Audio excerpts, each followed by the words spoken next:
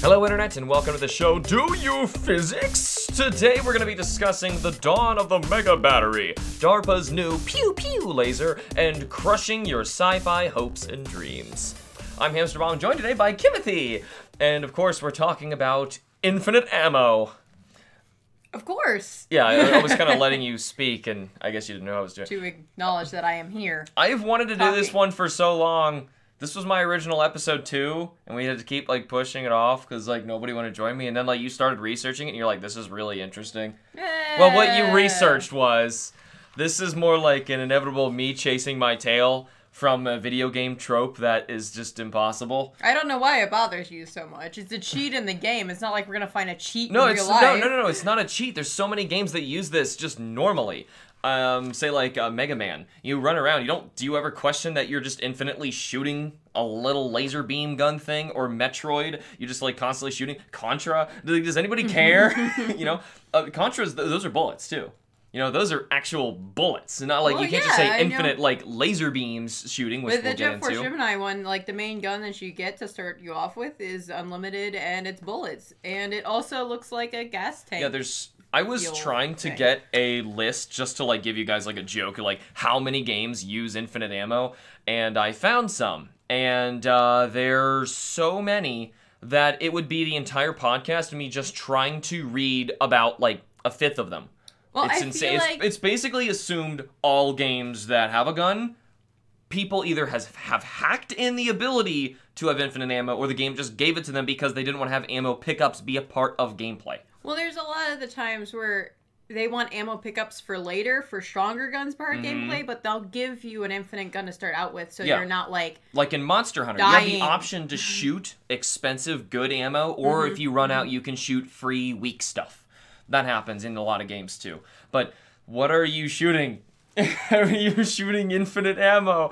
So this was just a video game thing. We probably have an even more ridiculous video game thing coming later that I'm going to be doing with Matt. Kim's just going to roll her eyes on that one. You'll listen to it and it'll be fun. Okay. But still, for now, this is just in so many games, and it's messy, and I want to figure out, could there ever possibly... Okay, because in the game, it's happening. How do we explain that it's happening? Okay, so that's the point of the series. It being possible. It's about how no. can we explain this?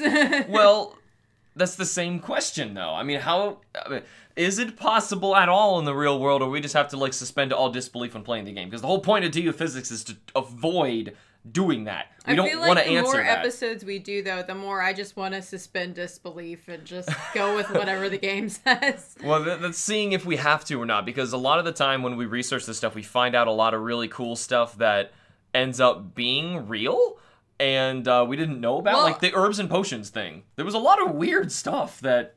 Well, I'm just thinking a lot anymore when I'm playing games. I am very new to platform games, and I recently just started playing a Yoshi game, and I have been told several times to just accept what is happening. Yes. So I've kind of just come to that conclusion that with all games, I just need to accept it. Just take one thing at a time. A lot of times I get to this is something that people don't stop to think about. Yoshi's different when you got like a weird chicken monster wearing pants jumping around. That's something it is a chicken. Whatever it is. That's something I gotta tell you, hey, just accept that. That's a weird thing that's happening. Infinite ammo is something that people don't even question. True. That's something that's just there. Like another thing, another one coming later, the double jump. That's something people are just okay with, right? People are just like, oh, well, that's just a part of the game. I can do this. Well, in Woolly World, Yoshi makes a little propeller out of his legs. Right, Yoshi can make a little propeller. He uses the air. He gets... Sure, he turns his leg. That sounds so much more difficult than trying to figure out how a double jump can happen. Like, turn my legs into propellers. Okay, we're getting off topic. All right, that's anyway. for another time. So, the first thing I decided to look into before we got into things like, let's say the Mega Man Metroid style of this, where you're shooting, like, beam time weapons infinite times, because to me that sounds more feasible than actually coming up with magic new bullets that you're shooting out of a real gun. I think that's why I just skipped that part entirely, and I just went to researching lasers. I was going to skip it too, but I looked up and I actually found something. All right, so I'm going to read this. This is a quote from, I hope I'm saying this correctly, Quora.com, Quora.com. Here we go. In February of 1917, John M. Browning demonstrated his water... my mouse was there nowhere. Cooled, belt-felled the machine gun to an audience of military officers, congressmen, and senators. Presumably had an assistant handling the belts, but all known accounts of the demonstration report that Browning fired the gun for 48 minutes straight with no stoppages or malfunctions at 600 rounds per minute. That's just shy of 40,000 rounds fired before the demonstration was concluded. And they've done more like this, I guess, basically so that, say, for example, you've got to, like, I don't know, defend a fortress or something like that, right? Obviously this is, like, 1917, right? So, long time ago when things like that mattered. You want to position somebody at a point, and you don't want them to worry about running out of ammunition. You want them to just, like, constantly shoot, right? Mm-hmm. As if you were in a game, like, fighting a boss, right? You got, like, a railgun kind of shoot. Right. That's what they wanted to do. So someone's job was just to, like, you know, the assistant handling the belts, just to make it keep going for 48 minutes, right? And no malfunctions or stoppages. So the idea was he was using like a water coolant to like cool the thing down so it wouldn't overheat. And if it wasn't this, it was a later one later. They test these things and made sure later the guns didn't need to be serviced after this. So they were still good. Really? Yeah. So there was like no jamming or anything that no jamming, it would have stopped shooting. He stopped this by his own free will after 48 minutes. He was just like, I'm tired of this guy. They just kind of waited until the congressmen and the senators were like, all right, cool. Because their goal is to make the ammunition, and this is what I was thinking for infinite, right? Air quotes, infinite. If the gun can shoot, in this case, continuously, or enough times until you would no longer need it anymore, that's infinite, right? Right. So if it can shoot, say if you need it for a battle that is going to be 3 whole days long, but this thing can shoot continuously for a month, is that infinite? I mean, like, can we consider that infinite for the video game's purpose?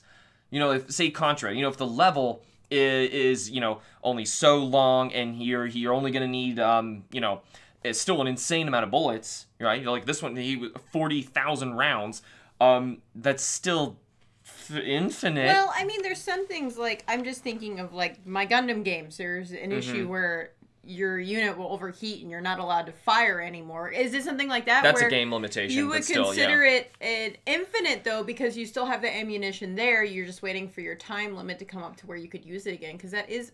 I think that's just a game thing to try and stop you, because from 1917 we have ways to cool something to keep firing repeatedly. In Gundam, if you can build a Gundam, that should not be an excuse. That's just so that you don't have to keep going around and picking up ammo pickups, because that would ruin your game. That'd be stupid, right? That's what I'm saying, though. That's kind of another thing to help back. Like this would be like, all right, maybe after 40 minutes. I know it didn't need any maintenance, but after 40 minutes, say it has like a cool time or like a reheat time. Sure, and then because there'd be too many. It again. Yeah. There's a lot of guns that require like the cool down when they want you to, you know, take down a boss in the sky or something, or you know, using a railgun. They almost always, or machine guns, mounted machine guns, in almost any game, they will have a cooldown period. And I consider that still infinite ammo because I don't have to go somewhere and pick up another item in a game or something like that. I guess. Okay, so that's how I was kind of working that in. There's another version of this where they came up later and it was a little bit more impressive. I'm going to try and read through this really quick before we move on to lasers, because we're going to need to, because other than this, this is the best we can do with physical stuff. Alright, we shouldn't talk about it too much after this. Anyway, quote, after the British military had transitioned to 7.62 millimeter NATO and the L1A1 service rifle, I don't know anything about guns, I'm just quoting it here, there was a large quantity of .303 MKV1, I don't know. MK7 Oh yeah, it's Roman numerals. See, I don't know anything about guns. I played all the Metal Gear games, but that's about it. Cartridges that could no longer be issued. Instead of trying to... Basically, they had a ton of extra bullets laying around, and they couldn't use them for anything. Okay. And they wanted to perform an experiment. Can I improvise that quote there? There we go. So basically, instead of trying to find a foreign nation to export them to, the British Army rebuilt an old Vickers gun and assembled a team of machine gunners to fire a stockpile of 5 million rounds of that stuff continuously for as long as it took to do it, stopping only to change the barrel on an hourly basis and pausing as necessary to feed a fresh belt of 250 cartridges. The team traded off every half hour and fired continuously for a week. Your cooldown time right there. Well, it said you had to change out the barrel. See, that's not cooldown. This is the same gun that was cooled. They needed to just switch barrels out of new ammunition. I'm using the term cooldown for that time that you have before you can start firing again. Okay, if you air quotes cool down, you're not allowed to shoot for a minute? Yeah. Sure. But that thing still shot for a week. And after that, I believe this was the one where they took it to check if the gun needed servicing, and they were like, no, it's like perfectly fine. Which, that's impressive. But now you don't have bullets for it anymore. Yeah, you proved you could shoot it continuously for an entire week. Oh, that's a good thing. It's out of commission anyways. So I guess, whatever. So anyway, that's about as good as physical guns can get, because, I mean, there's no way to just have that kind of ammunition laying around that you can run around with. If it's like I was saying. No, I'm thinking of, there's so many games where you're running around. How do you run around with that much ammo? It doesn't make any sense. But that's a whole nother story with the infinite pockets. Infinite pockets. Infinite inventory is probably what we're going to call that one. Yeah, that's totally coming later. That's another story as well. So. Yeah, so anyway, I kind of gave in there and said, Kim, you're going to have to take over with some lasers. Lasers. All right, so from IEE Spectrum Technology and Science News website. Okay. This is an article from 2018. Okay. You took the entire article? No, I'm just telling you that the time date which I got the article. I didn't know what you The printed. article was posted in 2018. That's all I am stating. Okay, that so this is recent. Go for it. By 2020, Lockheed Martin will deliver a high-energy laser that will be installed on the U.S. Navy destroyer. The new laser weapon system is called High-Energy Laser Integrated Optical Dazzler with Surveillance, or Helios system for short. That's a lot easier to say. For the way it integrates 3 distinct capabilities. Okay. One is a high-energy laser that the Navy has specified. That the Navy has specified should generate 60 to 150 kilowatts of steady power, enough to disable or destroy small boats or hostile drones, and called unmanned aerial systems by military. You keep gulping here. Are you all right? Yes, I'm fine. Do you need me to read it? No, that's all I have for that. Well, okay, I'll finish reading what else I took from the article. Okay, then. Sure, yeah. Today, destroying an insurgent rocket costing around $1,000 can require a tech-laden Patriot interceptor costing $2 million to $3 million. By comparison, a laser shot from a fiber laser weapon would only cost $1 in diesel fuel, officials claim. Though there are still other technologies in development, it appears that fiber lasers will be the technology that will accomplish that mission first. Okay, so you're telling me a missile is flying over towards United States, and the Navy intercepts it on its way there, and we have missiles now, obviously, like you just mentioned, they cost, $2 to $3 million per missile to shoot, that can intercept them midair and blow them up in the air, and they don't hit us. Right. So, obviously, a better way to do that is to target it with a laser, shoot it with a laser out of the sky, and blow it up there. So... Now, when I was researching this, they did test something like this on the Ponce Navy boat a few years back. I think it was 2016. They tested a laser there, but it just wasn't performing as highly as... And it was incredibly expensive, and it was large and bulky to where they... couldn't fit it on other boats very well. So there's a couple ways they could do that. One would, because it takes a tremendous amount of energy to shoot a laser and actually damage something, I was looking up, which was disappointing. It's because if you're shooting something like a bullet, there's a lot of mass in that bullet and you're transferring energy really easily. But if you're shooting a laser, think of the mass that's in those itty-bitty little photons that you're shooting. Well, it's practically nothing, so you need to shoot a ton of them with a tremendous amount of energy in order to get any reaction. That's what this laser is saying. It says it can generate from 60 to 150 kilowatts of steady power. That's consistent power. Which is how I'm like, how on earth does that even happen? It's got to be like such a massive laser to make any damage, So here's the explanation of this fiber laser, which we're talking about. Mm-hmm. This is a specific type of laser. A fiber laser is a laser where the active medium being used is an optical fiber that has been doped in rare elements. Typically, I'm going to botch these element names. Erbium, ytterbium, neodymium, and thulium. Oh, wait. Oh, gosh. They keep going.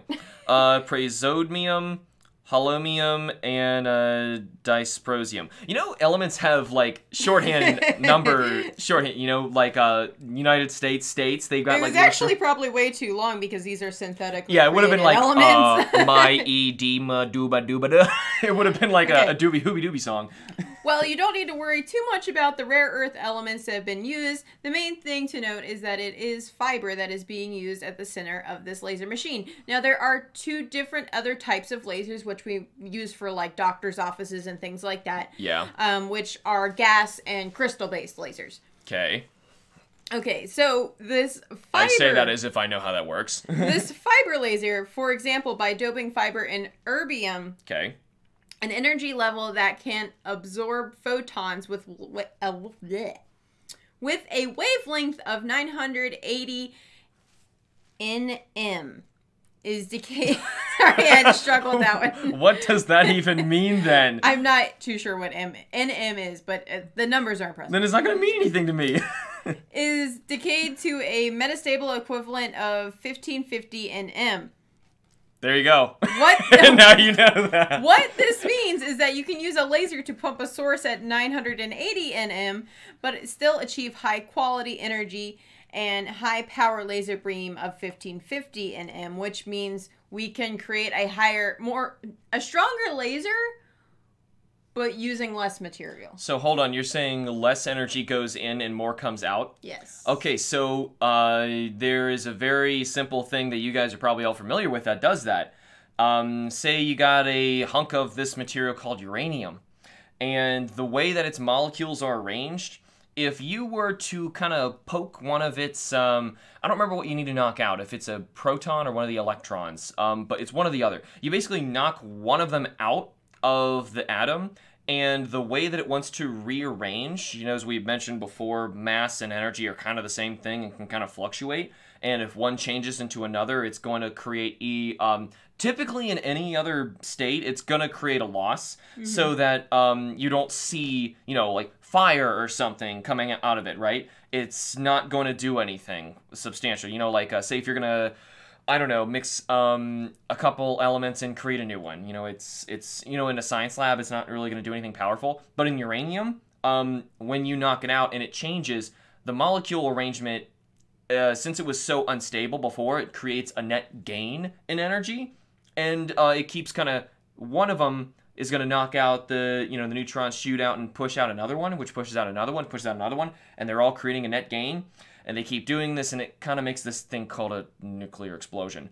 And so that's what I was thinking earlier when you were saying you're intercepting a bomb coming our way. If it was a nuclear bomb, what you could do is try and shoot a laser of neutrons at it, which would kind of just detonate it in the air. Yeah. Right? That's all you could do, right? Just detonate it up there. But a laser, you might be able to decommission it, because if it can't shoot, that's how they work. That's how an atomic bomb works. If you shoot a little neutron at the right spot in the uranium, you're going to knock one of them loose, and the whole thing's going to blow. But if you're doing it here, you could still create it. There's other ways to create a net gain, right? I was trying to explain that, that's what the net gain is. So you're saying the laser creates a net gain in order that you put in very little energy. Not the laser. This is just the erbium that you're using. Okay, so the erbium is the fuel. Fiber is dipped in. Okay, yes. so this is the fuel, like the uranium is the fuel. This is the first part of this laser. I got you. Okay, so wait, this is just step one. The second part, okay, the erbium atom acts as the laser medium in the doped fiber, and the photons that are emitted remain within the fiber core to create the Cavity. No, create the cavity. I got confused with the word create there. Sorry. Yeah.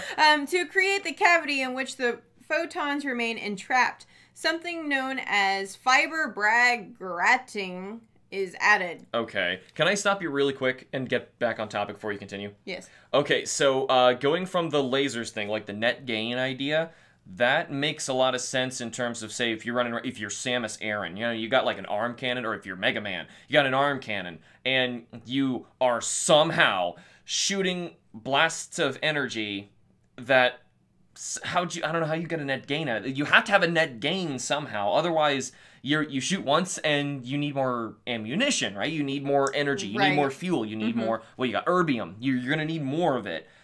You can't portably run around with that. So keep going. We'll see if you can solve this. So I'm just trying to explain how this laser works. I don't know if this solves the issue. It's working That's for the these point guys. of the show, Cam. It's working for these guys. It's costing America $150 million. So just deal with that. We're making a laser. But this is a giant, to be fair, this is a giant laser mounted on a boat. Like a Navy vessel, right?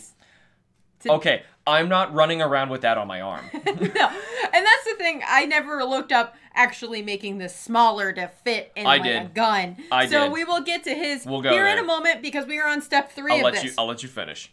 A Bragg grating is simply a section of glass which has stripes in it, which is where the refractive index has been altered. Anytime that light passes across a boundary between one refractive index to the other, to the next, a small bit of light is refracted back. Essentially, the Bragg grating makes the fiber laser act like a mirror. All right.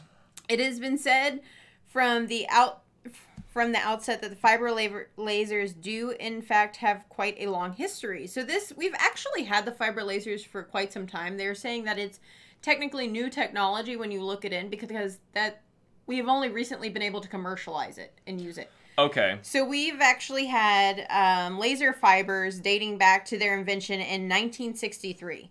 Okay. Because these kind of things, you think of like a commercialized laser, it's like a laser pointer. Think of like what a laser pointer is. You put it around, it's not really going to damage anything. Right. Even if you'd have to keep it running for an extremely long time before you notice some very microscopic change in the thinnest sheet of tinfoil that it was aimed at, right? So it's... You're talking the biggest laser imaginable, like, this is Death Star material, right, that you're finally seeing something happen. Right, yeah. So before they were experimenting with it, but, like you were saying with the laser pointer, that's more like a gas or crystal type of laser. I'm assuming the crystal was the fuel. These are talking fuel sources. Yeah. So the crystal is in like the erbium, right? It's whatever your fuel source is that creates a net gain. Yes. And the gas is something that's just, you're going to run out eventually. Either way, you're going to run out eventually, but the gas isn't, I don't think is going to give you the net gain like that. They're mounting this on the boat in 2020. That's in 2 years. We're going to have this nice so you can't shoot at us anymore. Missile deterrent system. Well, no, the good part is that saves a ton of money. It does. It saves a lot of money. Granted, how many people are shooting at us actively that we have to knock out of the air?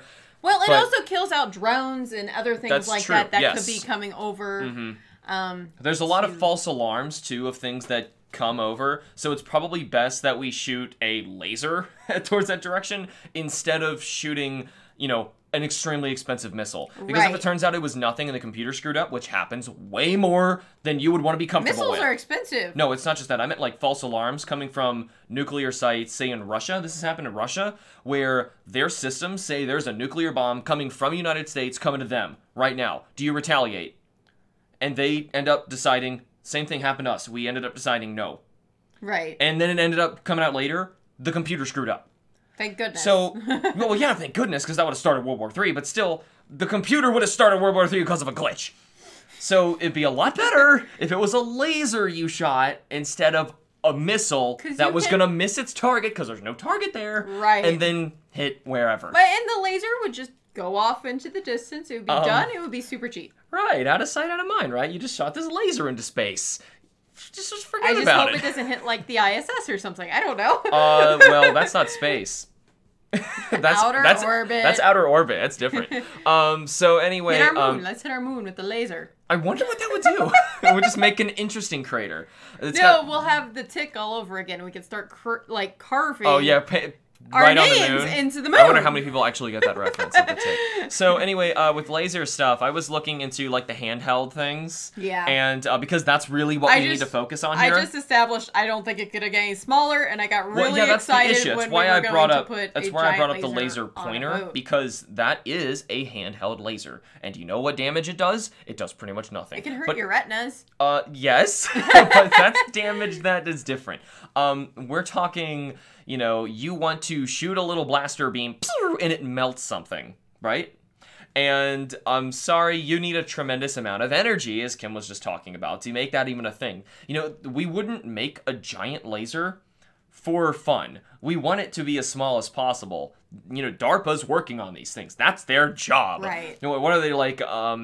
Defense program. I don't remember. Defense Association. Hold on, I remember looking this up. It's Defense Advanced Research Projects Agency. That is their job, to make it smaller and cheaper, right? Right. And if they could have made it in a little blaster handgun, they would have done it. Hey, this laser is smaller than the last one they made. Exactly. Well, why would it be bigger? But still, they're trying to, and the smallest to do damage enough to take down just a flying missile. Right. Has to be that huge. So that's kind of discouraging for the laser beam crew. But I have something even worse. Just like an insult to injury thing I ran into that just really is depressing. Because you want to, at least in the future, imagine a world where we can run around and still, say there's an energy source we don't know about yet, and we can make incredibly powerful hand lasers, and we can shoot and have our laser battles, right? You got the green one over there, and I got the red one, and we're like shooting, whizzing past each other. Why are you the evil one?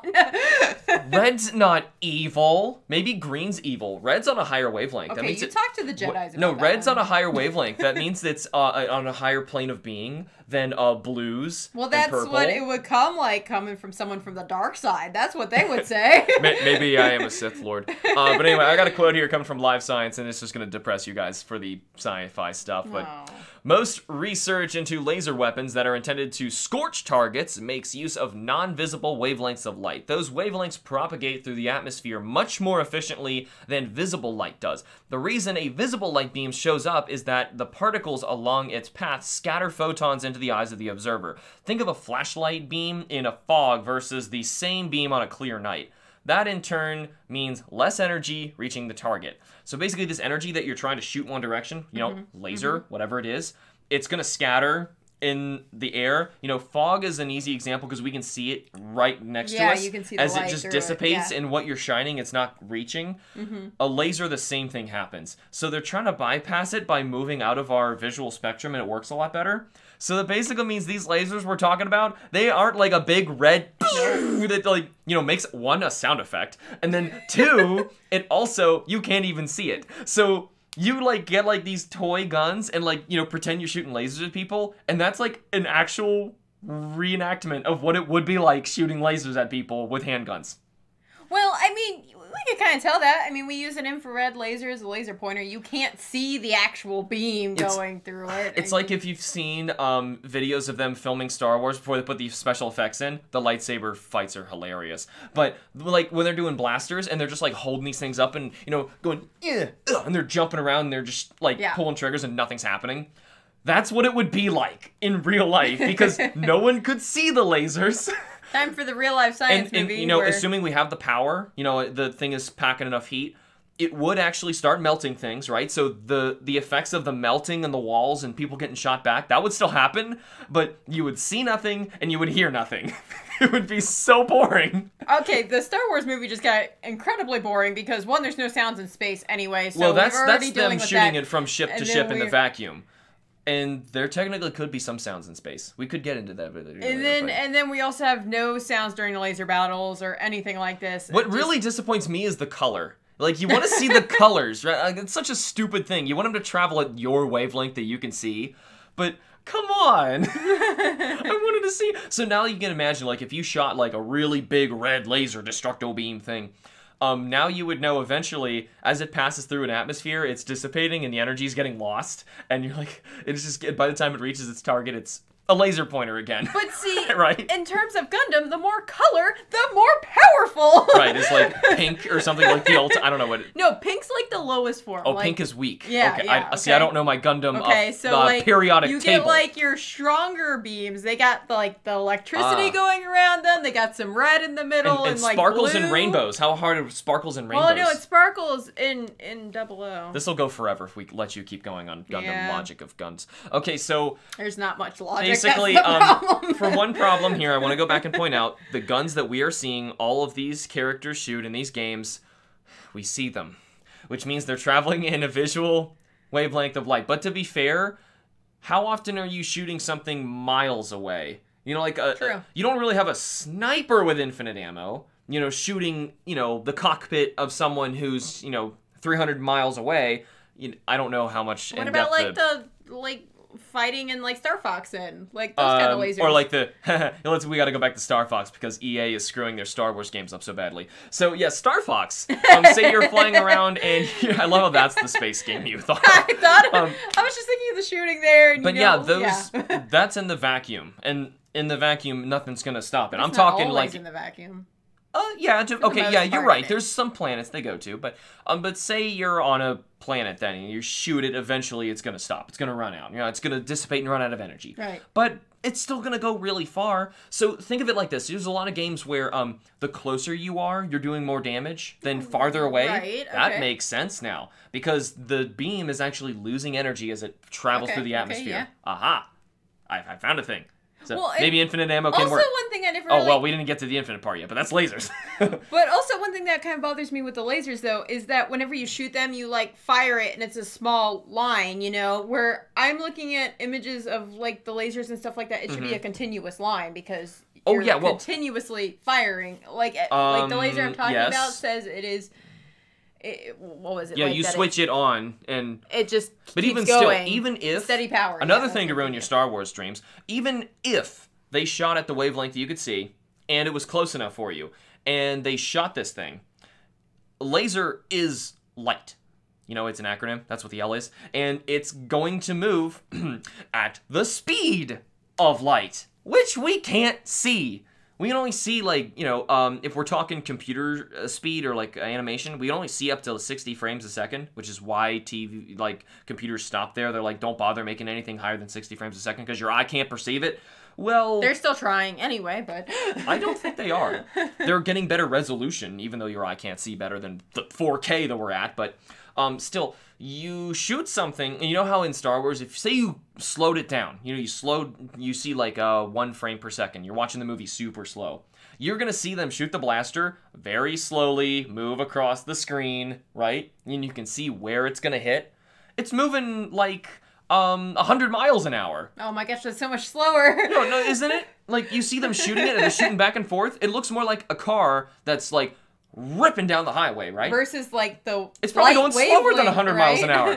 Yeah, I mean it can't possibly go that slow. So now think of your speed of light happening with games where you're shooting an energy blast of something. Okay, so Mega Man, they go nice and slow, right? And they're just like boop, and it just kind of like slowly goes to the enemy who can jump out of the way in time of the light beam coming their way. How about this? Instead of looking at it like Star Wars is the impractical science lasers, but laser tag visually makes a lot more sense. Laser tag actually makes a lot more sense. And if anything, what they could do that would make more sense of it, if you wanted a laser beam that did damage, you would probably also want to accompany it with another laser, a pointer, that would show you where you're going. Right, like a laser... like a sniper. Like what your laser tag really is, right? So you can kind of see... Well, most of them don't do that. They actually just kind of like you pointing it, and the guy's chest lights up if you shot him there, right? But you would, like a sniper, like you said, yeah, you would want something to see where you're going. Otherwise, you're shooting blindly,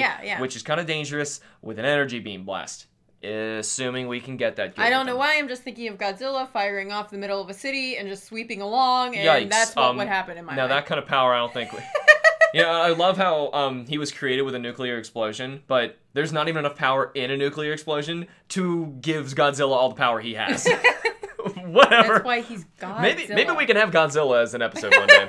Well, you're definitely getting mad in on that one. So anyway, there's one big thing we haven't really talked about in this point, which is the infinite part of it. Now, I kind of mentioned it before of like having enough to outlive the lifespan of the thing you're using. The duration, battle. Right, which in a laser, let's try and move this to a laser, because we already covered that physically and it doesn't really work. So let's say we've got laser beam attack things, and for whatever reason, they move really slow. I don't know why they move so slow. They move really slow.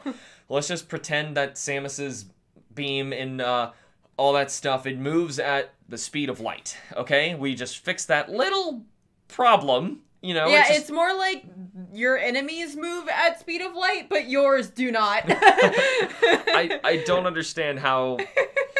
Whatever. So anyway, the speed of light's really screwed up here. Maybe all the planets Samus goes to are really close to a black hole or something, and it like messes with... Oh, that sounds safe. Time dilation is happening, and you can see it in the... Isn't Mega Man like You know, that still wouldn't work if you could perceive it, but whatever. Anyway, so I looked up a bit about trying to maybe teleport the ammo to you, or the fuel, right? Or the energy, something, right? You can't just run around. The reason you can't run around with a little blaster that has infinite shots in it is because you're gonna run out of fuel. Well, I mean, or ammunition. I was gonna say, well, we kind of have a fuel here that creates that net gain. Like you can create a net gain, but okay, say you know, I had a fist-sized piece of uranium versus a house-sized piece of uranium. One makes a bigger explosion than the other one. It's not infinite. Right. So that's the problem. If it were infinite, we'd all be dead after the first nuclear explosion that ever happened. Wow, thanks, humanity. Yep, well, we came very close to doing more than that. But anyway, so I was thinking, okay, now, I remember before we mentioned, I don't know if it was a Pokedex Paradox episode or we were talking in Do You Physics, but we were talking about teleportation. I think it was the Pokeball episode. Maybe. You were talking about the Pokeball episode, like how to teleport the Pokeball to the box, right? Yeah, we were teleporting like data to the box. It was also light. Step 1, teleport to turn the Pokeball to light. Step 2, teleport the Pokeball. Oh, it was a very confusing episode. It was nuts. So anyway, I'm gonna try and go back to that same study, because that study you were referencing. It just happened. It happened June of last year, 2017. 2017. Yeah. So a really quick thing that I wrote down as a note to myself. Basically, in June 2017, the Chinese researchers were able to teleport information from a quantum entangled photon pair into an orbiting satellite. So that's basically what the study was that Kim was covering. Right. And we were kind of talking about that, assuming that meant that they were able to teleport mass. Or energy, and the more I looked into it, neither were true. But it definitely sounded like at least teleporting energy. From the article that I was reading, it sounded like energy. I looked more into it, and what it's actually talking about is, more if anything, if I'm looking at it, it's more evidence that the Bose idea of how an atom works is completely wrong, and string theory and quantum mechanics is the way to go, because this is creepy how this works. So basically, what a quantum entangled photon pair is that they sent at all is more they identified... Don't ask me how this works, it just does. 2 different photon particles. Yes. That are just friends with each other. They're not really orbiting each other, though. No, they're just, air quotes, they're quantum entangled with each other. Right. This is way over my head, but I'm going to explain what I understood out of this. From one no, hold on. Okay, let me do this. I got this. No weird analogies, okay? I will not do weird analogies on this, I swear. Just simple. As soon as I get the weird analogy, stop me. So there's 2 weird... Can I say friends? Friends is okay. Friends is okay. They are very, very close acquaintances that no matter how far away you take them, they're still able to... Communicate? Relay? Not communicate. Okay, how about this? A photon... They can... This has been started 3 times. This is really hard! Okay, so they said the photon, basically each one of them that is entangled like this is in different states, either what they call vertical, horizontal, or horizontal, vertical.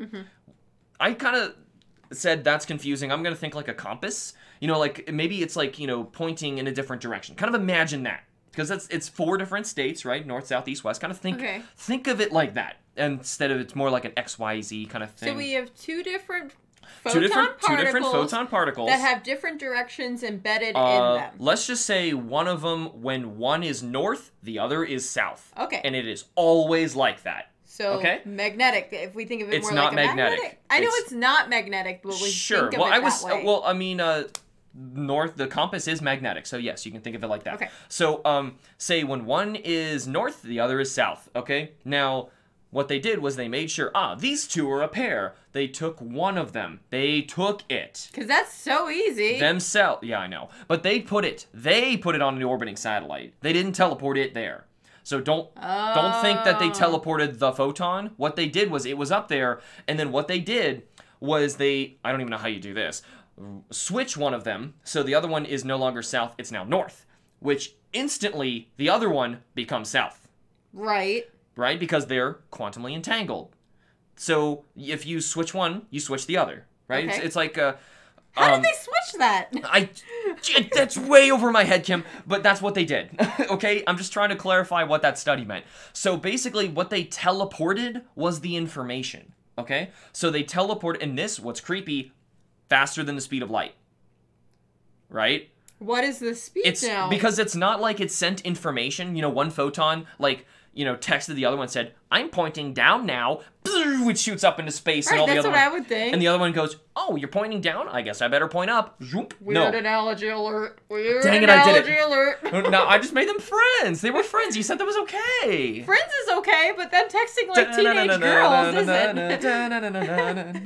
And then one shouts up, I'll be there for you. I'll be pointing down, and the other one's up. And the weird analogy is continuing. I'm sorry. Okay, so if somehow they're able to do this, and you switch one, and the other one switches back instantly, faster than the speed of light, which I can't imagine faster than the speed of light. Well, here what they teleported was, sometimes they call it quantum tunneling, where it's bypassing space and time, and it's there. That's why they're entangled. They're kind of the same thing. Does that mean that okay, so the way it's concerned is they're two sides to the same coin. It's like the same thing. Faster than the speed of light, then when you flipped the one north, then they would have, before they even flipped this one would have already been facing south. Well, okay, hold on. Okay. The problem is, since quantum mechanics, the whole thing revolves around you observing something. So they say the instant you observe that the other one was changed, it is changed. That's what I'm saying. But I'm saying, like, if we're observing this one, and the moment we observed it going from north to south, that you changed south, yes, then this one, maybe like minutes before, was already facing the other direction. Unfortunately, you're right, and that's why it's so messy. I mean, you're saying it's avoiding time and space, then it has to have already changed before that one, before we visually even changed the other one. So, but what does this have to do with infinite ammo? Well, because I was trying to teleport something, and that is the best we can do in teleporting. And teleporting, you can only teleport the information, right? Because, okay, think about it like this. One was north, one was south, and you could flip a switch and change that. You can send binary information. Okay, yeah. Right? Yeah. 1 0 0 1 1 0 Morse code or something. You can get more complex than that. Think of there's two lights instead of the north south thing. You got a green light and a red light. Only one's allowed to be on at one time, right? Mm-hmm. And you got two lights in the space station up there, and you got two of them down here. Whenever I push the red light, it turns on. And the green one goes on in space, right? And if they push one, it switches mine too. So we could communicate like that, right? It'd be kind of weird, but you could do it. They're saying like this, if they can figure out more into it eventually, could become a way to better communicate faster. I thought this was what they were using to actually help us develop better internet speeds.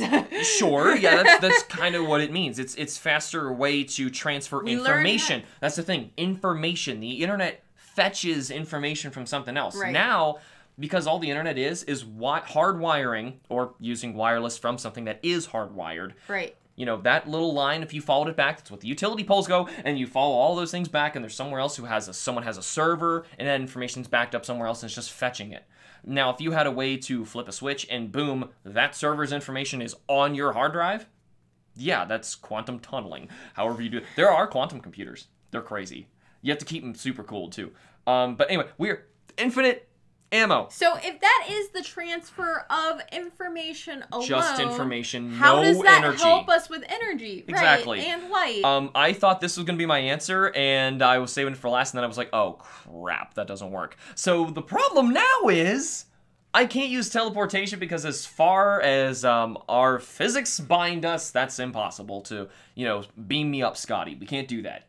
So instead, I started looking into, okay, the problem Do you know how long I've been dreaming of the day that I don't have to spend a 20-minute commute when I could just walk into my teleporter and be there?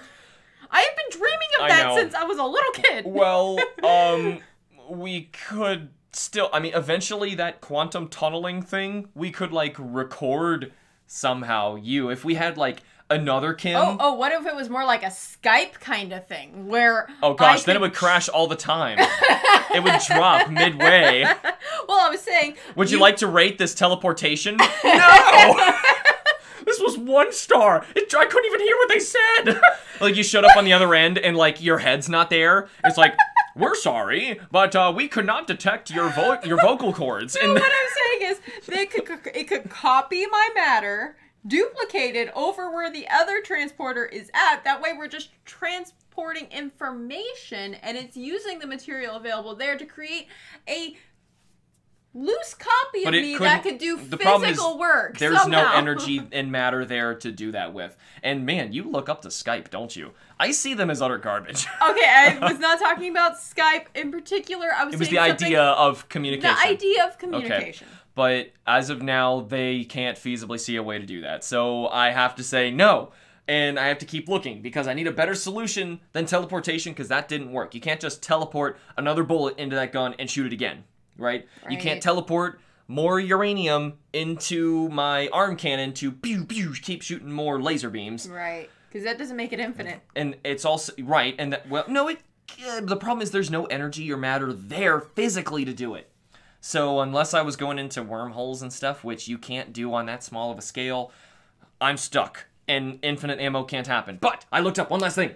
Last thing. It's a last ditch effort, and I think this solves it. Does it? I think so. Sort of. So, anyway, I was starting to look up extreme energy sources. Something you could store an insane amount of power in, because like we said before, with the physical stuff, as long as it outlives its purpose, right? Say if I'm able to run and gun enough times in Mega Man and Contra and whatever, Star Fox, enough time, I can shoot as many times as I want, because I'm only going to be doing it for, at most, even if I'm stalling, an hour, right? Or something like that, or keep moving, whatever the use is, limit it based on its use. If you want to have a spaceship that shoots laser beams, and you want to use this thing, the expected lifetime of the ship, say till the ship's going to degenerate, is 1,000 years. Say it's 1,000 years, right? Okay. The laser beam needs to be able to shoot continuously longer than 1,000 years, right? So that the ship dies before the beam, right? Right. Okay, that's what I was considering infinite ammo, right? Because then your ship has infinite ammo. Right. Okay, that counts. So, in better energy source. So I was like, how do we get a near infinite energy source?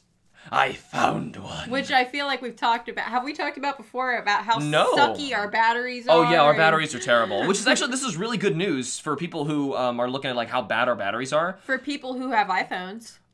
Well, no, a lot of phones are like that too. And I feel like think of what that would do to portable gaming systems, or your wireless controller, if we're just talking video game stuff.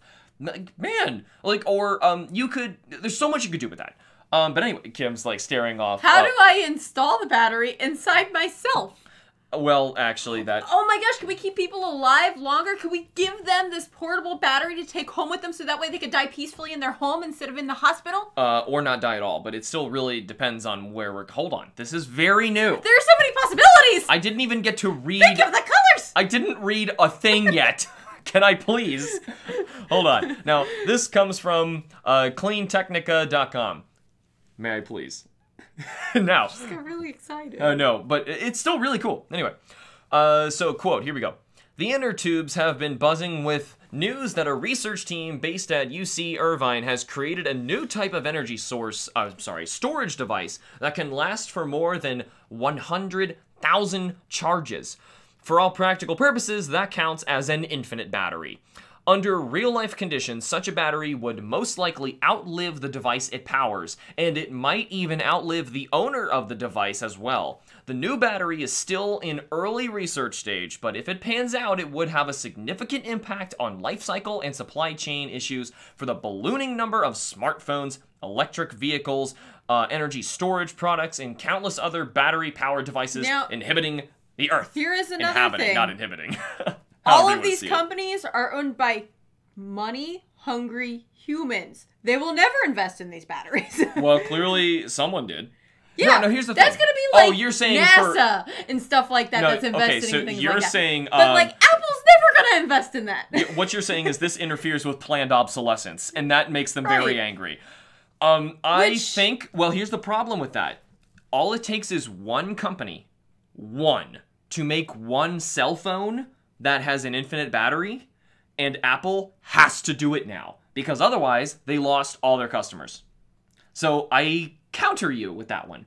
But still, there's a catch. It's not a good marketing idea. There's a catch to this. There's a downside. So, what, nuclear radiation or something like that? No, they're still working out how to kind of convert the energy it stores into electricity that's usable. It's still kind of, but still, it can store the tremendous amount of energy. So we're getting there. They're finally making this ultimate battery, and it's like super tiny. It's awesome. So I'm going to keep on going with the quote here. This is a little further down in the article if you do find it yourself, so I'm kind of jumping around. In the new study, the team used the same MnO2, which is manganese oxide, nanowires to bump their capacitor from the range of 2,000 to 8,000 cycles all the way up to more than 100,000. The solution was simple, they say. They replaced a liquid electrode, that's part of the battery that holds the charge, with a gel made of polymethyl metacrylate, aka PMMA.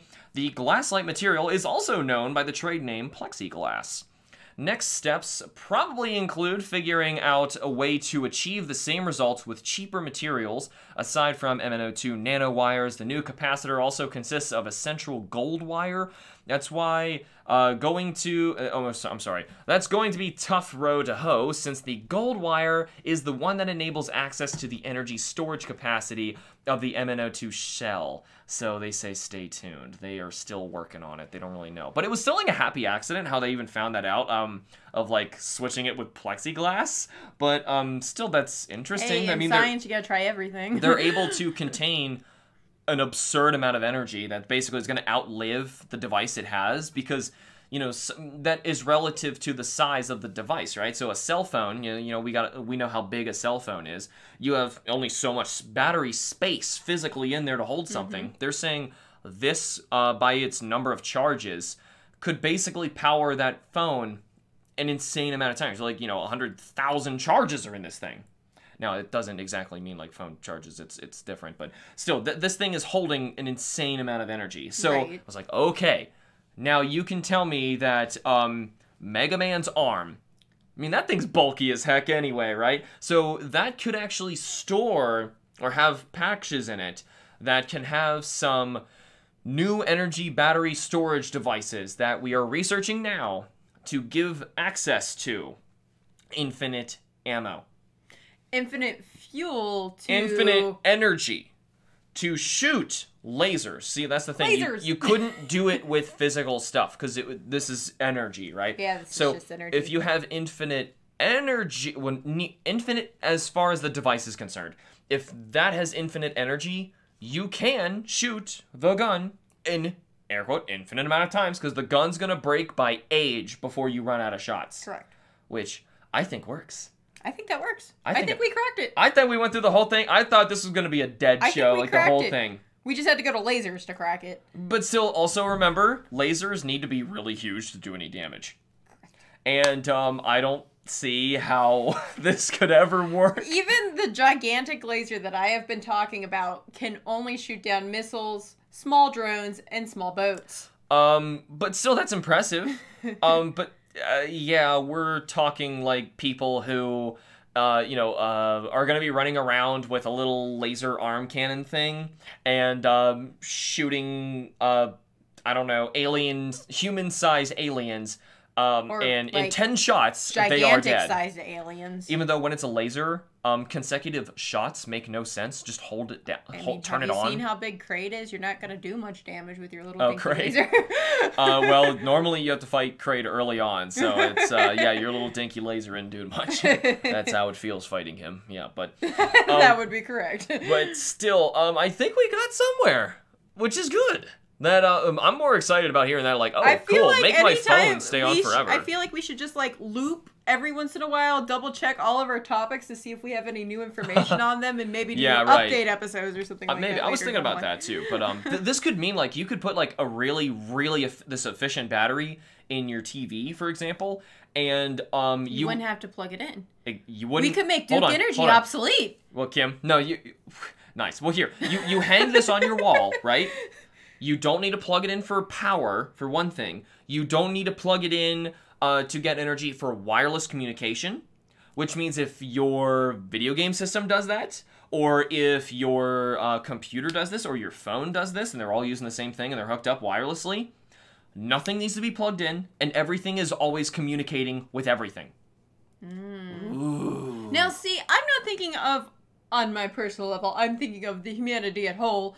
How wonderful this would be for hospitals. Oh, I just want video games. No, but really, I'm thinking about hospitals, how beneficial that would be. I know, that'd be so helpful. Especially if they can quantum entangle photons and communicate with each other like that. Because here, let me really blow your mind here. So say we are living on a planet that is 4 light years away from us, right? Humans are on that planet and on this one.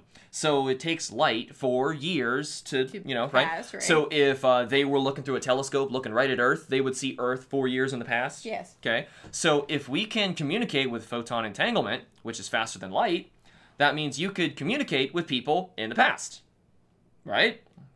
Or, well, in the future of what you're seeing, and you would be changing it. Right. As you see it. But it would be physically the present. Which starts breaking stuff. They could basically receive a message before you sent it.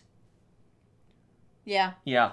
And that's really that's where we start. I feel like we had this conversation and that's before, where I feel like weird stuff's gonna happen. I don't know. Because according to quantum mechanics, what would happen is you would instantly be locked into one of the 2 universes whenever it's observed, right? Right. So say it does split, right? Like Ocarina of Time, it splits in the story, where you received the message earlier, and you're suddenly in that universe, or you're in the universe where something happened and they didn't. And you're gonna look at that like, okay, well, how come this happened? Because you only got 1 result. You're expecting 2, but you can't see the other one because that's in another universe. That's a quantum mechanics thing, and I didn't expect to get into that. Think of, like, I'm still just thinking of the possibilities of, like, an infinite battery. I mean, people wouldn't get stranded anymore usually somewhere. I know. Cars, cars wouldn't have to break down. Think of how much more we could go for even just space exploration. How much energy you can contain to get off the planet now, or you can get up to the International Space Station. Could we use this energy containment to actually help us lift and boost and live on other planets? No, I don't know. Well, no, you'd have enough warmth. What I'm saying, but the thing is, no, here. Those are tremendous amount of energies that you're going to need. Right. So the battery is still going to be tremendously huge to outlive the thing that it's using. So we're kind of like your TV, like your Magic TV that's going to break physically before it runs out of battery. That thing may go back to like tube TV size. Right. Or bigger. Oh, well, cyclical. And eventually, technology will get better at these things, but I don't think it's not going to be magic. Right, I mean, But it sounds like magic. It does sound like magic, but still, I'm happy enough to have some side of magic in here. I like some magic. And I finally got my episode 2 of Do You Physics. Well, you weren't including lasers with it originally, and I was like... Yeah, lasers was going to be its own thing. That doesn't seem possible. How would we talk about this for what, like an hour and a half now? How long has it been? Just an hour. We'd have to go into 3 days? I don't know. How long has it been? We'd have to go into lasers in order to explain this, but I'm glad we were at least able to explain this. We explained it! Yay! Yay! it actually can sort of happen. But anyway, we have some other ones coming up soon. Like I kind of gave you a little teaser. I'm expecting Matt to join me at one point for the double jump episode. I don't know how that's going. And Infinite Pockets of infinite storage. That might be me. Now here, the infinite storage thing could be a solution to infinite ammo for infinite bullet capacity, right? So maybe that's an answer for that, but I'm more concerned of how Solid Snake is running around with 400 weapons stored up his anus. And the more that we started thinking about, things that don't really physics, we started going on to more video game characters like Kirby and Yoshi. Like, what are you physically doing? So, how about this? We have no shortage of episodes. Don't worry about that. But either way, for now, that is all we have. It's already been a really big episode, but it was a really fun one. I'm glad we got to do this one. I'm really excited about this battery. Yes, that battery sounds really awesome. I'm also really excited about shooting down enemy missiles with lasers. With laser beams. Except I want them, I know they don't care and it'll be infeasible, but I want it to be red and I want it to go pew! It has to. But anyway, that is all the time. Japan will do it. When they get the technology, Japan will give it a sound effect. Japan will. Oh yeah, I don't doubt that. Japan totally would do that. Or they would have like, a secondary laser next to it to do it. But anyway, that is all the time we have for today. Thank you so much for tuning in. Be sure to join us next time for some more game science. Be sure to follow us either on YouTube or wherever you get your podcasts, and we will see you all in the next episode of Do You Physics? Bye-bye.